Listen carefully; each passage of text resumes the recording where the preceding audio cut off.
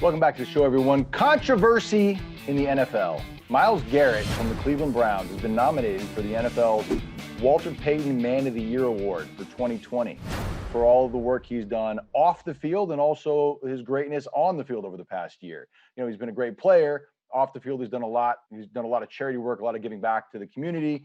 But there are a lot of people who are upset with the fact that he was nominated because it's only been a year since that famous incident where he took a helmet and swung it at the head of Pittsburgh Steelers quarterback Mason Rudolph. Everybody remembers that. That happened in November 2019. Here we are. It's a little over a year later.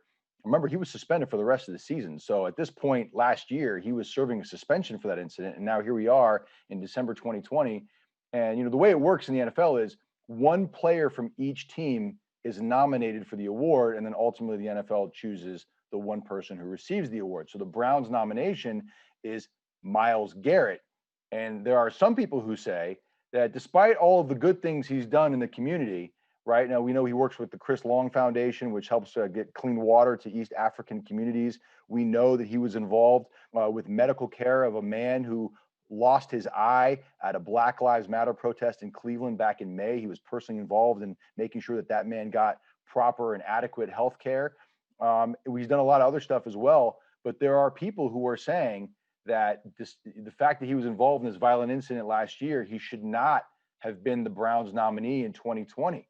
So I put this to you guys. You know, where are you guys? What do you guys think about this? Fair or not fair? My first initial thought is I just know in the athletic world, a lot of times the biggest name gets the more recognition. So sometimes teams might just go with the biggest name. So I don't know what all the players were doing on the team, but if what they're saying is a lot of players were doing a lot of things and this guy, he last year he was involved in this, and just some people might think he's doing PR damage. You know, I think that's kind of what people might be getting at, where you get in a big altercation, everyone knows, you've seen a celebrity do it, they start donating to charity, you see them at hospitals, they're trying to get their name back.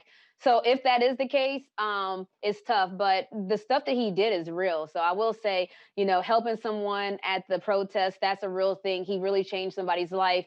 So I always want to show love to the stuff he's doing in general. That's how I would say. Yeah, and the one thing I would say, prior to this incident, the one thing you always heard about Myles Garrett was how active he was in the community and how helpful he was and how he was very charitable. So I don't think he's doing it to save his reputation. I think he just cares about helping people. Now, with that said, when he swung that helmet, he had bad intentions. And by nothing but pure luck, he didn't hurt or even kill Mason Rudolph. That's how big and strong Myles is as a person. So if that had played out a little bit differently, he could be sitting in a prison cell right now. Like that's very possible. Furthermore, after the incident, Myles Garrett said that Mason Rudolph said the N-word. I've talked to Mason's agent, and he has told me personally about how this has really hurt Mason to such a degree where it's changed the perspective. It's changed the way people look at him. That doesn't go away. And Myles Garrett can go help 365 days a year. He has permanently altered Mason Rudolph's reputation. That doesn't sit right with me. So yes, while he's helping and great, I applaud him for that. This is more than a small bump last year. The ramifications from that incident are still being felt by people who were involved. I want to point out, Babcock, I just want to kind of add to that when Myles Garrett made the allegation that Mason Rudolph had used a racial slur, and that's what kind of led to the helmet attack, that was never the league investigated that and never found evidence to corroborate his story. And Mason Rudolph has adamantly denied that, which makes your point about how he said it was an unfair and untrue allegation that has hurt him in his personal life off the field. So I just wanted to add some context to that. Right, Renee, and that stuff doesn't go away. And that doesn't go away. That's stuff that sticks with you forever. And that bothers me. So yes, two things can be true at one time.